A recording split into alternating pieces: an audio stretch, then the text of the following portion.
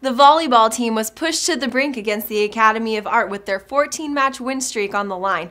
We'll get you all the highlights from that, plus the inside scoop from the soccer alumni match, and a look ahead to the swimming and diving season.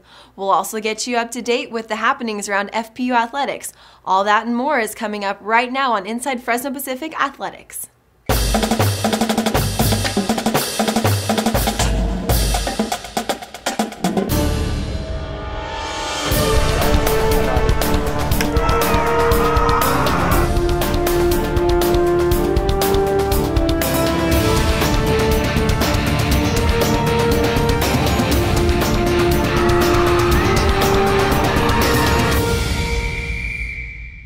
Thanks for joining us for this week's edition of Inside Fresno Pacific Athletics. I'm your host, Katie Rocca. Being able to bring back athletes from the past is always a privilege. The current men's soccer team did just that as they hosted the annual alumni game last weekend, where the Sunbirds avenged last year's 5-4 loss with a 4-3 win over the Alumni. It's an opportunity for us to bring back those guys that have set the foundation. It's really cool. Just right now I just ran into one of our guys that played in my first year as head coach back in '91. It's an opportunity for the guys that are here in town, and it's been neat. Some guys are coming from pretty far away to come play, and I think it's a chance for us to get together, reminisce a little bit about the good old times. But a lot of us are continuing to play even after we're done, and so to give the current team a good challenge, off week. They're not doing a whole lot, so it's fun for us to come and get a good game in. So it's a reminder to the guys that are currently here that there's others that have come before them that have paved the way for us to be where we're at in this tradition of soccer here at FPU. It's a long tradition going on here, and a lot of good things have come out from here. So whenever we get to play against all these players that have been through this, been where we are now, it's a great feeling to know that they're still playing, and one day we'll be there as well. My high school coach is actually an alumni, and that's one of the things that I look forward to most out of the whole year is playing against him and playing against people that we practice with sometimes or that we know and come and show us a lot of support. A very important game. It's going to be fun to play against Jaime, against the assistant coach that are going to play in the alumni team, some Fuego players too. Yeah, it's going to be a very nice game. The alumni, and even an old guy like myself, I may not be in mid-season form, in the age factor and all that. The game is so much easier, so we knock it around against them. We play simple. Well, the current team is doing really well. I'm kind of jealous that I didn't get to play with the current group of guys, but I mean, last year it was a good year, and I still keep in touch with a lot of the guys, so this will be fun. It's that time of the year again. Swim season has arrived, and the Sunbirds are ready to kick off a great season under new head coach Josh Christensen. Here's the first look at what to expect in the pool from the Sunbirds this season. Well, obviously there's a little bit of a transition period, coming in. I have to learn, almost 40 new athletes. They're trying to learn me. But that's also really rewarding, just all those new relationships I get to build. So it's been really fun. This is a great university. There's great people that have been really helpful, and really enjoying getting to know Fresno and Clovis area, just the city. Enjoy living here so far. So it's been like I said, there's a transition period, but it's been I feel like it's gone really well so far. Yeah, I mean, obviously it's a big difference. Pete and Josh are very different guys, but they have the same goal in making all of us better. And so in the end, that's what carries through. And we're all training well. Josh has a lot of talent and a lot of knowledge to bring to us, and we're just trying to take it all in. I mean, Josh is really different than Pete, but he's a great coach too. And so yeah, I trust him. I mean, if he has this post here, this job, it means that he got talent and he showed the staff that he can handle it. So I will trust him, and all the team will trust him to do good this year. Yeah. Well, on the guys' side, obviously we got some great returning guys, Paul Marie Rose, Marco Tanisovsky, both guys that were NAI national champions in individual events.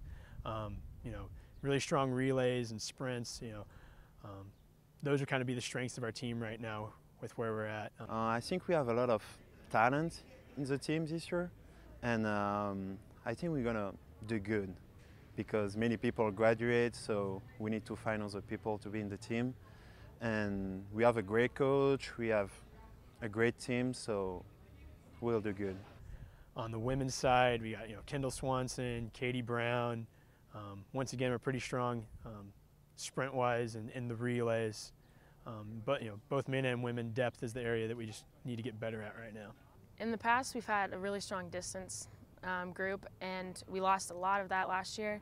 But we gained some this year also, and our sprint group is big and strong. So I think they're going to carry us through this year. Our final meet will be the conference meet. Do the best we can there.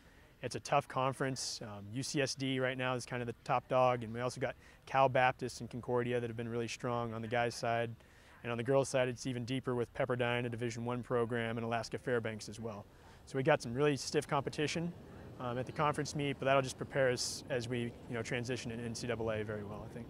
I guess I want to place top 8 definitely in my events at conference. We're swimming against some big teams there that we haven't competed against. I have some times that are goals, here and there.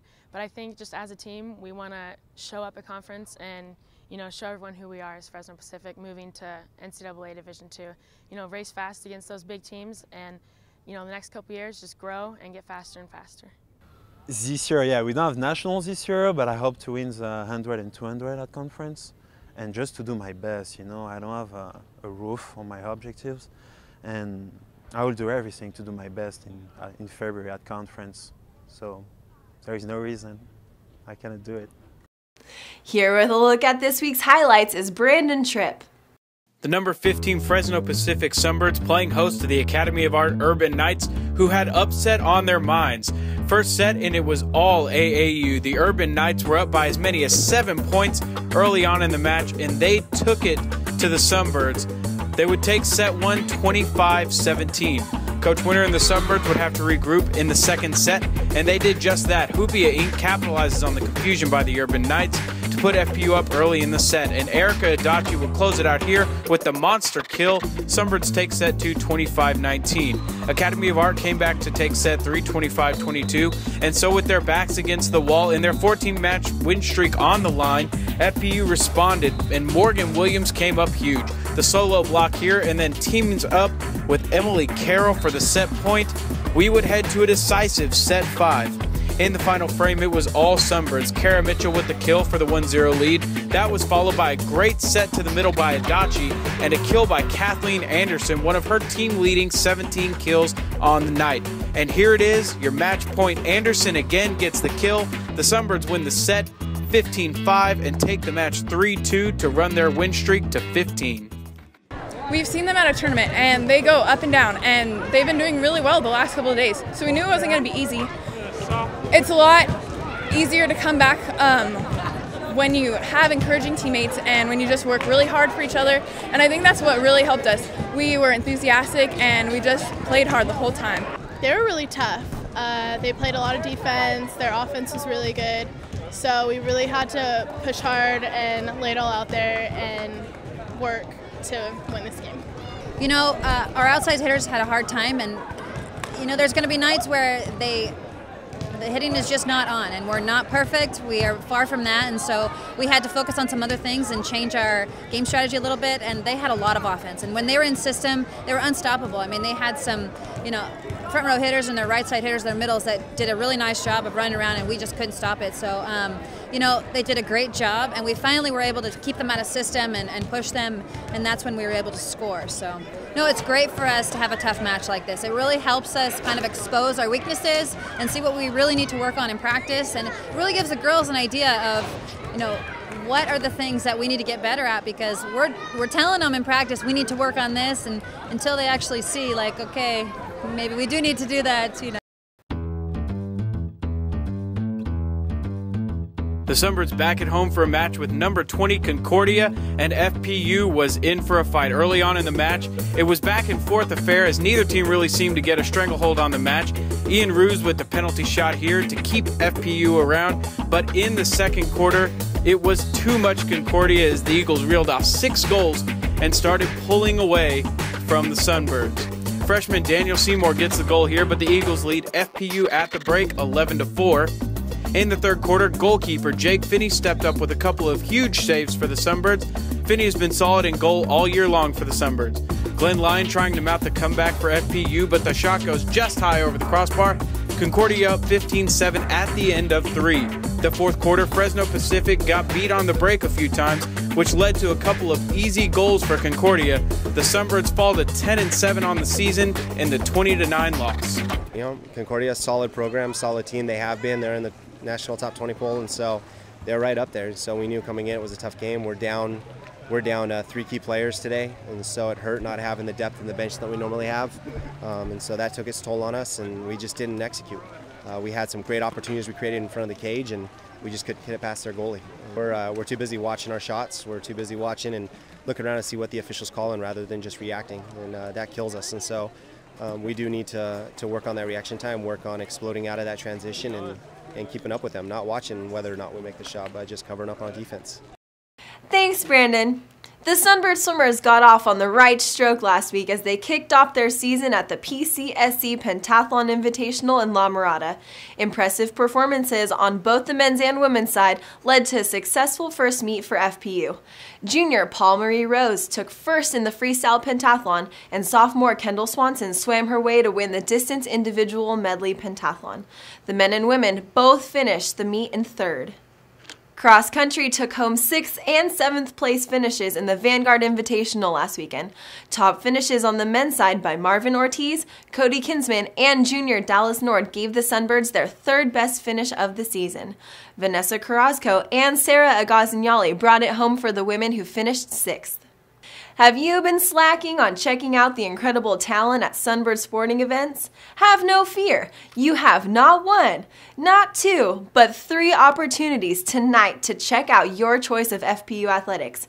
Don't forget to get to the game early to ensure great seating and prime cheering placement.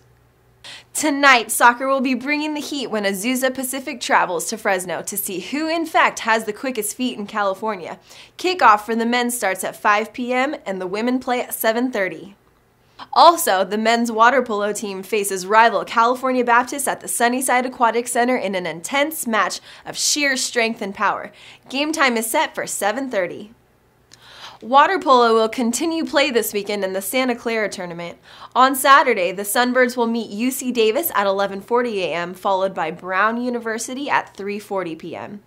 On Sunday, play will continue against Santa Clara at 10:40 a.m. and the Air Force Academy at 4 p.m. On Saturday, men's and women's soccer will play host to the Academy of Art in their next-to-last home game of the season. The men will play at 5 p.m. and the women will follow at 7:30. Volleyball takes a trip up to Oakland on Saturday for their 3rd match of the season with Holy Names. FPU has yet to drop a set to the Hawks and will look to push their win streak to 16 matches. The game is scheduled to start at 7 p.m. Tuesday afternoon, men's soccer will head to the coast for a showdown with the UC Santa Cruz Banana Slugs. Kickoff is set for 2 p.m. Sunnyside Aquatic Center will be the epicenter for a matchup between your Sunbird men's water polo team and Merced College at 6 p.m. this Tuesday.